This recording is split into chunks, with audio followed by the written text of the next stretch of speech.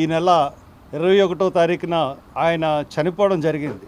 చనిపోయినప్పుడు యువకుడు ఎందుకు చనిపోయాడు అని అనుకున్నాం, కానీ వెనకాల ఇంత జరిగిందన్న విషయం, నేను తలుపు తీస్తే నన్ను తీసుకెళ్ళి పోలీసులు కొట్టి చంపేస్తారు అన్న విషయం చెప్తానే ఉన్నాడు.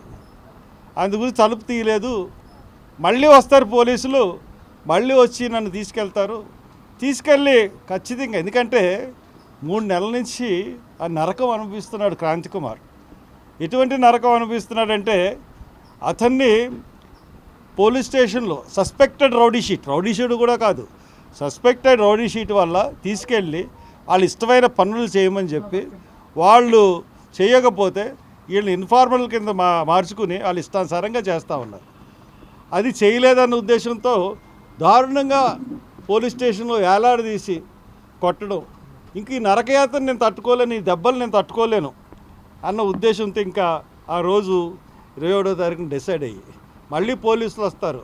అప్పుడు పోలీసులు వెళ్తే అన్నారంట, నన్ను చంపేస్తారు మీరు అంటే, నువ్వు వచ్చినా చంపేస్తావు, రాకపోయినా చంపేస్తావు అన్న మాట దృష్టిలో పెట్టుకుని అతను పురుగుల మందు తాగి, ఆ వీడియో పురుగుల మందు తాగుతున్న వీడియో, సూసైడల్ వీడియో తను సెల్ఫ్గా తీసుకుని అన్న చనిపోయిన తర్వాత మామూలుగా అంత్యక్రియలు ముగిసిపోయినాయి. తెలీదు, కుటుంబానికి తెలీదు ఇలాగ పురుగుల మందు తాగి చనిపోయాడు, లేదంటే ఇలా వీడియో తీసుకున్నాడని తెలియదు. తర్వాత తెలిసింది, ఫోన్ చెక్ చేసినప్పుడు కానీ లేకపోతే ఫ్రెండ్స్ చెప్పినప్పుడు కానీ తెలిసింది. తెలుగుదేశం పార్టీ ముఖ్యంగా అధికారంలో ఉన్నప్పటి నుంచి ఇదే జరుగుతూ ఉంది. అంతకుముందు కూడా పెద్ద బాగా మాకు జరిగిందని మేము అనట్లేదు. ఎరిచెర్ల కిరణ్ కుమార్ మాస్క్ పెట్టుకోలేదని కొట్టి చంపేసి అది లాకప్ డెత్. దాని మీద ఇప్పుడు దాకా ఏ బాధ్యులకి మీద చర్యలు లేవు. ఈ రోజున క్రాంతి కుమార్ ఎంతమందిని మీరు చంపేస్తారు?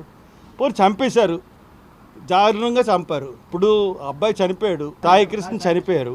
పాపం చాలా బాధాకరమైన విషయం. కానీ వాళ్ళ ఆ తల్లిని పిలుచుకున్నాడు చంద్రబాబు నాయుడు గారు, మాట్లాడారు, సముదాయించాడు, పంపారు. పేరుపోక వెంకటేశ్వరరావు గారు మీకు పర్సనల్గా తెలిసిన మనిషి కదా చంద్రబాబు నాయుడు గారు, మీరు ఆయన్ని పిలిపించుకున్నారా? కనీసం సముదాయించి న్యాయం చేస్తానని చెప్పారా? అంటే మీ పార్టీకి లాయల్గా ఉన్నాడు అతను, ఎంఆర్పిఎస్లో ఉంటూ మీకు లాయల్గా ఉన్నాడు. అటువంటి వాడికి మీరు ఇచ్చిన న్యాయం ఇది, మీ పార్టీ ఇచ్చిన న్యాయం ఇది. గుర్తుపెట్టుకోండి, ఇది మంచి పద్ధతి కాదు. మమ్మల్ని సెకండ్ గ్రేడ్ పౌరుల కింద చూస్తున్నారు. లాస్ట్ ప్రభుత్వం అలాగే చూసింది, ఈ ప్రభుత్వం కూడా అలాగే చూసింది. నేను 2 ప్రభుత్వాలని సపోర్ట్ చేయట్లే, ఇద్దరు కూడా అలాగే చూశారు మమ్మల్ని. ఏంటి మా పరిస్థితి ఏంటి? మేము ఎక్కడికి వెళ్ళాం? ఈ రాష్ట్రంలో ఉంటూ మీకు ఓట్లేస్తూ సెకండ్ గ్రేడ్ పౌరుల కింద బతకమా, లేకపోతే అందరం కలిసి చచ్చిపోమా? ఇది ఆవేదన, ఆక్రోశంతో అంటున్న మాటలు తప్పితే ఇంకోటి ఏం కాదు.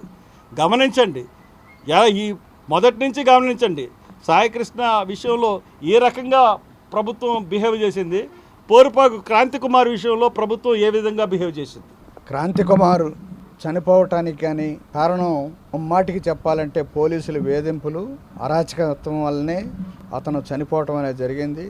అతని మీద లేనిపోని కేసులు బనాయించేసి రౌడీ షీటర్ అనేది ఓపెన్ చేసినటువంటి ఇదిలో క్రాంతి కుమార్ భయపడి ఆత్మహత్య చేసుకోవటం అనేది జరిగింది. నిజంగా వాస్తవం చెప్పాలంటే ఈ ప్రభుత్వానికి చాలా దగ్గర కుటుంబం ఇది. పేరుపోక వెంకటేశ్వరరావు గారు ఎంఆర్పిఎస్లో చాలా ప్రముఖ నాయకుడు. ఆయన కుమారుడికే ఇలాంటి అన్యాయం జరిగిన తర్వాత చాలా దుర్మార్గం. ఈ ప్రభుత్వంలో న్యాయం జరుగుతుందనేది ఆలోచన చాలా కష్టం. ముఖ్యంగా చెప్పాలంటే ఇటీవల కాలంలో విజయవాడ నగరంలో 2 హత్యలు జరిగాయి. ఒకటి ఆత్మహత్య, ఒకటేమో హత్య అని. ఈ 2 కేసుల్లోనూ కూడా పక్షపాతం, వివక్ష చూపిస్తూ ఉంది ప్రభుత్వం.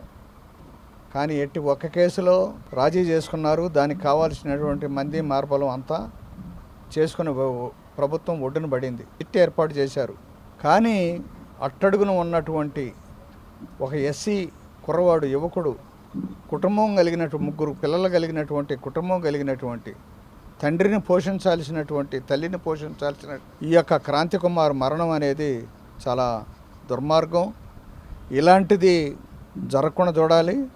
ఇప్పటికైనా 2 కేసుల్లోనూ పక్షపాతం, వివక్షత లేకుండా, ఒక కేసులో సిట్టిని ఏర్పాటు చేసిన తర్వాత 2వ కేసులో అతను పట్టించుకోకుండా ఇది లేకుండా ఉండటం అనేది సరైనటువంటి. దాని మీద ఈ రోజునే దళిత సంఘాల నేతలంతా కలిసి సిపి గారిని కలుసుకోవటం అనేది జరిగింది.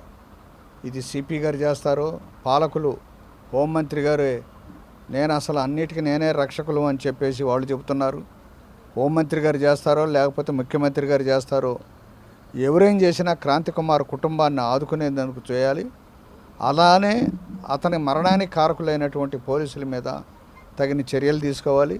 వీటన్నిటికీ దర్యాప్తు సంఘాన్ని సిట్ అనేది ఏర్పాటు చేస్తే అన్నీ బయటకు వస్తాయి.